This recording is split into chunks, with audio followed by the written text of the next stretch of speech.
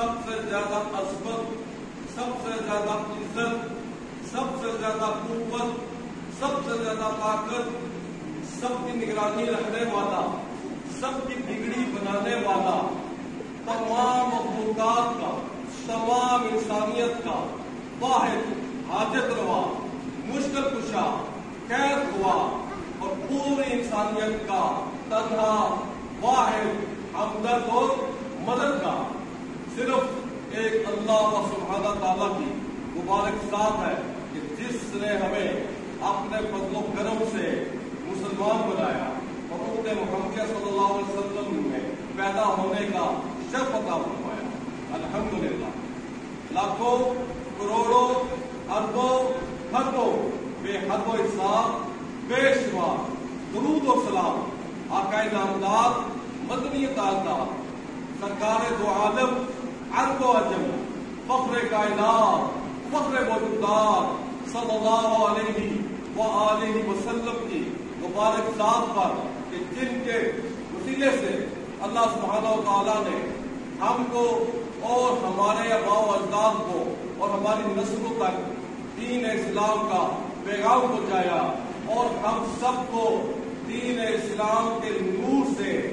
اپنے سینوں کو منور کرنے کا موقع عطا فرمایا، ہمیں ایمان کی دولت سے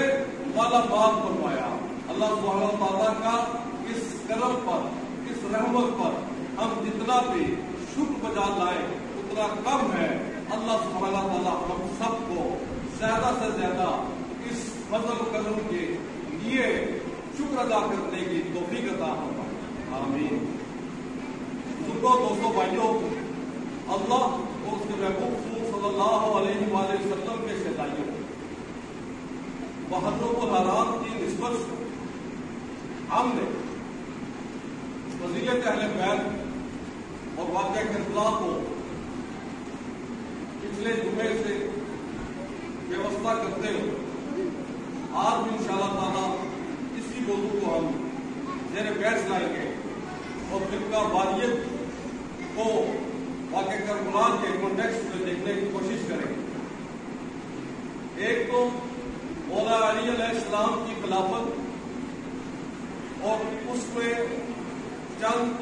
مسلمانوں کا ان کی خلافت کو نہ ماننا، اس کے نتیجے میں جو معاملات میں الجھاؤ پیدا ہوا، اور پھر خصوصی طور پر امام علی مقام حضرت امام حسین علیہ السلام کی کربلا میں اپنے خاندان میں جو ظلم اور شہادت ہے، اس کی وجہ سے امت مسلمہ کی تاریخ بہت حد تک بدل کر رہ گئی اور تاریخ جس دہانے پر جا رہی تھی وہ کسی اور میں مڑ گئی اور ایسی دراز بڑھ گئی جو کہ آج تک ہم اس کو بھر نہیں سکتے۔ حالانکہ اس کے بعد امت کے اندر بڑے بڑے مفسرین پیدا ہوئے، بڑے بڑے فقہاء کرام آئے، بڑے بڑے علماء کرام آئے، جامعین آئے، محدثین آئے، مفکرین آئے، لیکن جو دراڑ پڑ گئی تھی، جو خلیج پیدا ہو گئی تھی، بدقسمتی سے اس کو فل نہیں کیا جا سکا۔ اس میں کوئی شک نہیں کہ فقہاء نے اور علماء حق نے اور محدثین نے اپنا فریضہ حق کے ساتھ ادا کیا اور حقائق کو کسی طور پر نہیں چھپایا، اور جو بھی تاریخی معاملات ہیں ان کو پوری اسناد کے ساتھ، صحیح الاسناد کے ساتھ ثابت کیا کہ اصل معاملات کی نوعیت کیا تھی۔ لیکن ان تمام باتوں کے باوجود بھی امت متحد ہونے میں ناکام رہی اور نتیجہ یہ ہوا کہ خلیج بڑھتی چلی گئی یہاں تک کہ اہل سنت کے اندر بھی کئی گروہ پیدا ہو گئے اور اس وقت اہل تشیعوں کے اندر بھی 12-13 گروہ۔ میرے بھائیوں، اس فرقہ واریت کا، اس تقسیم کا امت کو تو نقصان ہوا اور سب سے زیادہ امت مسلمہ کے جو مخالف ہیں، یعنی کافر ہیں، صہیونی ہیں، نصرانی ہیں، ہندو ہیں، یہ وہ امت تھی جس نے اللہ کے فضل و کرم سے متحد ہو کر پوری دنیا میں اسلام کا علم بلند فرمایا تھا۔ حضور علیہ الصلوۃ والسلام کے مبارک دور میں پورے جزیرہ نما عرب میں اسلام کا پرچم پوری آب و تاب کے ساتھ لہرا رہا تھا، اور پھر خلفائے راشدین کے مبارک دور میں بھی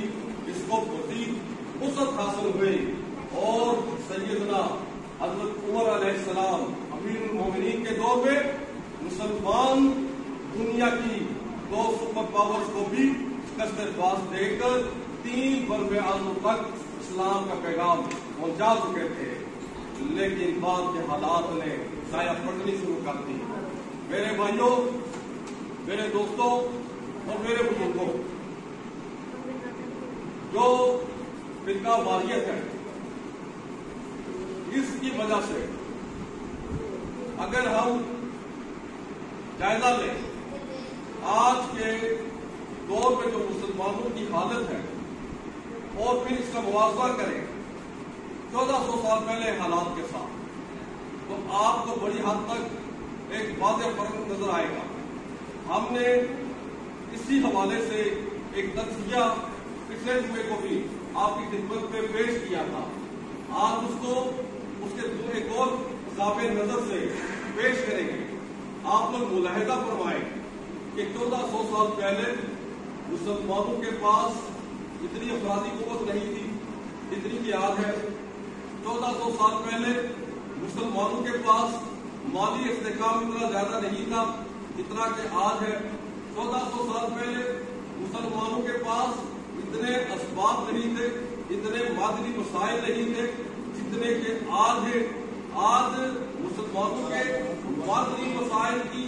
یہ صورتحال ہے کہ مغرب کی دنیا کی ساری جو منڈی ہے، ساری جو انڈسٹری ہے، چاہے وہ مالی انڈسٹری ہے، چاہے وہ فوجی انڈسٹری ہے، وہ ڈپینڈ کرتی ہے، وہ انحصار کرتی ہے مسلمانوں کے معاشی مسائل کے اوپر۔ اگر مسلمانوں کو اصلی لحاظ سے دیکھا جائے اور مسلمانوں کو فوج کو اکٹھا کیا جائے تو آج کے وقت میں 1400 سال پہلے کی نسبت یہ بہت بہت بڑی ہے، بلکہ حقیقت تو یہ ہے کہ اگر امت مسلمہ کی فوج کو یکجا کیا جائے تو دنیا کی یہ سب سے بڑی فوج بن جاتی ہے، سب سے بڑی افرادی لحاظ سے قوت بن جاتی ہے۔ تو اس لحاظ سے آج کے دور میں مسلمانوں کو ایک بہت طاقتور اور ایک اپنے جو معاملات ہیں ان کو بہتر انداز سے چلانے اور بہتر انداز سے لوگوں سے دوسری اقوام سے منوانے کی پوزیشن میں ہونا چاہیے تھا، لیکن اب سب احباب یہ بات اچھی طرح جانتے ہیں کہ صورتحال اس کے بالکل برعکس ہے۔ آج مسلمان اتنی بڑی فوج کے باوجود دنیا میں سب سے زیادہ کمزور ہیں۔ دنیا کے اکثر ملکوں کئی ملکوں میں کافروں نے قبضہ کیا، وہاں کے ہمارے نوجوانوں کو ذبح کیا، ہماری ماؤں بہنوں کی عزتوں کو پامال کیا، چھوٹے چھوٹے بچوں پر بھی بمباری کرنے سے انہوں نے دریغ نہیں کیا، اور لاکھوں کی تعداد میں مسلمانوں کی نسل کشی کی گئی ہے۔ اور بھائیوں، یہ فوجی قوت، یہ عسکری تعداد میں ہمارا زیادہ ہونا کوئی اسی لحاظ سے ہمیں فائدہ نہیں دے سکتا۔ یہ مالی لحاظ سے، یہ وسائل کے لحاظ سے زیادہ ہونا ماضی کے مقابلے میں ہمیں فائدہ نہیں دے سکا، اور ہمیں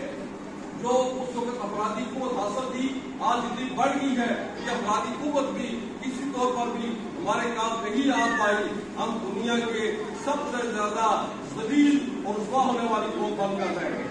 جو جس طرح سے چاہتا ہے ہمارے ساتھ معاملہ بگاڑ لیتا ہے، ہمارے عقائد میں ہمارا مذاق کرتا ہے، اڑاتا ہے، ہمارے جذبات کی توہین کرتا ہے، ہمارے نبی کریم صلی اللہ علیہ وسلم کے نعوذ باللہ کارٹون اور خاکے بنائے جاتے ہیں، اور ہم لوگ بہن ان کے اس گھنونے عمل کے اوپر سڑکوں پر نکل کر چند نعرے لگانے کے سوا کچھ بھی نہیں جا سکتے، اور دشمن کو معلوم ہے کہ ان کے اندر حقیقت میں کتنی ہمت ہے، کتنی طاقت ہے۔ انہیں معلوم ہے کہ ان کے اندر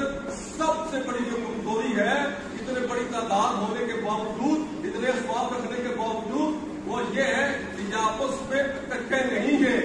یہ آپس میں تقسیم ہے، یہ مختلف گروپوں میں بٹ چکے ہوئے ہیں. لہذا ہم اس طرح سے چاہیں ان کے ساتھ معاملہ کریں، نعوذ باللہ ان کے قرآن کو جلائیں، ان کے نبیوں کے خاکے بنائیں، لیکن یہ کسی طور پر بھی ایسا کوئی ایکٹ نہیں کر سکیں گے، ایسا جو ہے حملہ یا اپنے ایگریسو موڈ پہ نہیں آ سکیں گے کہ ہمیں ان کی وجہ سے کوئی فکر لاحق ہو سکے. یقین جانیں جب کبھی بھی مسلمانوں نے ایسے موقع پر احتجاج کیا، وہ احتجاج جس طرح ہم کو نظر آتا ہے وہ اس سے بھگنا بھی ہو جائے، اس سے ٹکنا بھی ہو جائے، کسی صورت میں ان بغیروں کے باتوں پہ، ان کے پیشانی پہ ایک شکر بھی پیدا نہیں ہونے والی ہے، کیونکہ انہیں اس حقیقت کا علم ہے کہ ہمارے اندر اصل میں کتنی طاقت ہے. اور اس کی سب سے بڑی وجہ یہ فرقہ واریت ہے،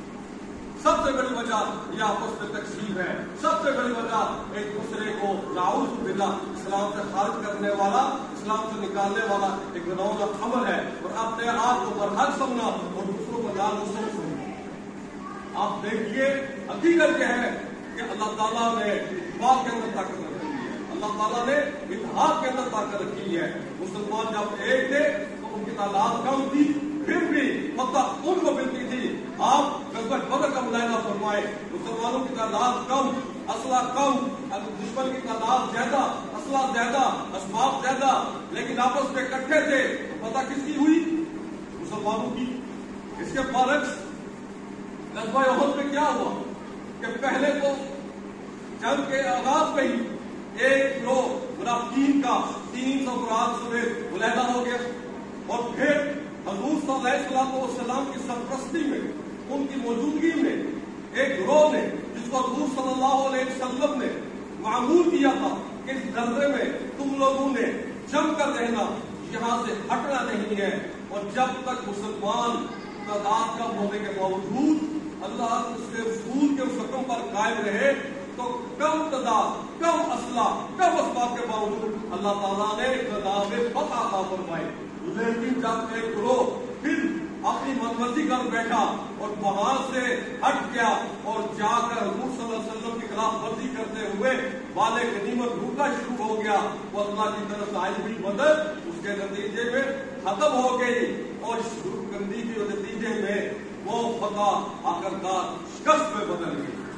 لیکن اللہ تعالیٰ نے ان احباب اور صحابہ کی اس غلطی کو معاف کرنے کے بعد مسلمانوں کو ایسی نصیحت کی، مسلمانوں نے ایسا اسے سبق سیکھا. بعد میں غزوہ خندق ہوئی، غزوہ بنی مستلق ہوئی، غزوہ حنین ہوئی، غزوہ تبوک ہوئی، اور اس کے بعد یرموک ہوا، یمامہ ہوا اور غازیہ ہوا. ہر موقع پہ مسلمان اکٹھے رہے، ہر موقع پہ یہ ثابت ہوتا رہا کہ کسی صورت میں بھی افراد کی کمی، فوج کی تعداد کی کمی، اسلحے کی کمی یہ کبھی بھی مسلمانوں کو دور نہ کر سکی. اور مسلمانوں کا ایمان اور اتحاد اور متحد ہونا